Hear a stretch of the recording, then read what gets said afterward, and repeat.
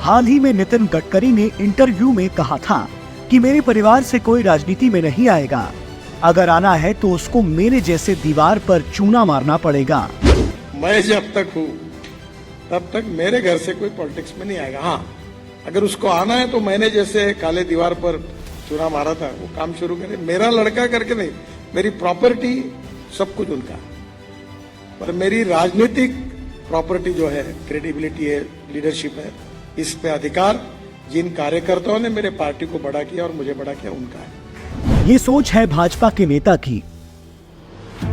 वहीं दूसरी तरफ है कांग्रेस पार्टी, जिसमें बगैर किसी योग्यता के सीधे बड़े पदों पर बिठा दिया जाता है, क्योंकि वो कांग्रेस पार्टी के बड़े नेताओं के बेटा बेटी है। प्रियंका गांधी को ही देख लीजिए, मैडम को बिना किसी योग्यता के यूपी जैसे बड़े राज्य का इंचार्ज बना दिया गया, क्योंकि मैडम सोनिया गांधी की बेटी है। लेकिन नतीजा क्या निकला?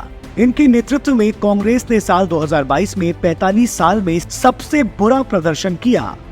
यूपी में जिस कांग्रेस ने 7 सीटें जीती थी, वो महज 2 सीट पर सिमट गई। बड़े बड़े कांग्रेस प्रत्याशी जमानत तक नहीं बचा पाए। लेकिन मैडम के लिए ऐसी सैकड़ों असफलताएं माफ हैं, क्योंकि मैडम तो सोनिया गांधी जी की बेटी है ना। वहीं दूसरी तरफ भाजपा में राजनाथ सिंह के बेटे पंकज सिंह हैं, जो 2001 से 2017 तक युवा मोर्चा की प्रदेश कार्यकारिणी के सदस्य से लेकर प्रदेश महासचिव जैसे पदों पर लगातार 16 साल तक काम करते रहे। तब जाकर उनको नोएडा से टिकट दिया गया, जहां उन्होंने खुद मेहनत करके 1,04,016 वोटों के अंतर से जीत दर्ज की। यही नहीं, साल 2022 के चुनाव में तो उन्होंने कमाल ही कर दिया।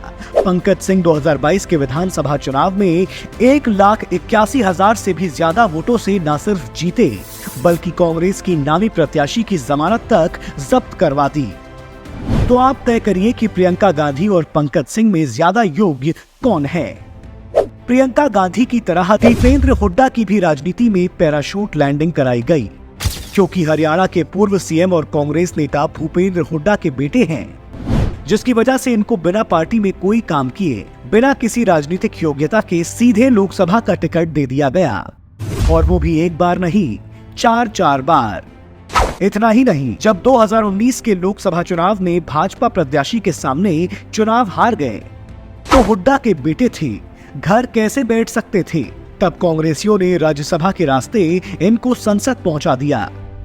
वहीं दूसरी तरफ दिवंगत भाजपा नेता प्रमोद महाजन की बेटी पूनम महाजन है, जिनको हुड्डा की तरह वो प्रमोद महाजन की बेटी है, इसलिए भाजपा ने सीधे टिकट नहीं दे दिया, बल्कि साल 2006 में पूनम ने भाजपा की प्राथमिक सदस्य बनकर औपचारिक रूप से राजनीति में प्रवेश किया, जिसके बाद पार्टी के युवा मोर्चा में प्रदेश महासचिव से लेकर युवा मोर्चा के अध्यक्ष तक का सफर तय किया।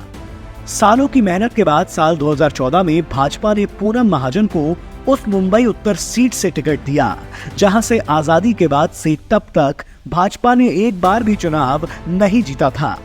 लेकिन पूनम महाजन ने अपनी मेहनत के दम पर 1.86 लाख वोटों से जीतकर इस नामुमकिन काम को मुमकिन कर दिखाया। तो ऐसा नहीं है कि भाजपा में नेताओं के बेटे बेटी राजनीति में आते हैं, वो पार्टी में हैं, लेकिन कांग्रेसियों की तरह है, उनकी पैराशूट लैंडिंग नहीं होती। उनका चयन उनकी योग्यता के आधार पर किया जाता है, न कि उनके परिवार के आधार पर। इन युवाओं के जैसे ही भाजपा योग्यता के आधार पर तेजस्वी सूर्या, अन्नामलाई, जामयांग सेरिंग, तेमजेन इमना जैसे युवा नेताओं को भी आगे बढ़ा रही है, जिनके परिवार से कोई बड़ा नेता भाजपा में नहीं है, लेकिन इनके अंदर योग्यता है और ये अपने अपने कार्यक्षेत्र में झंडे गाड़ रहे हैं।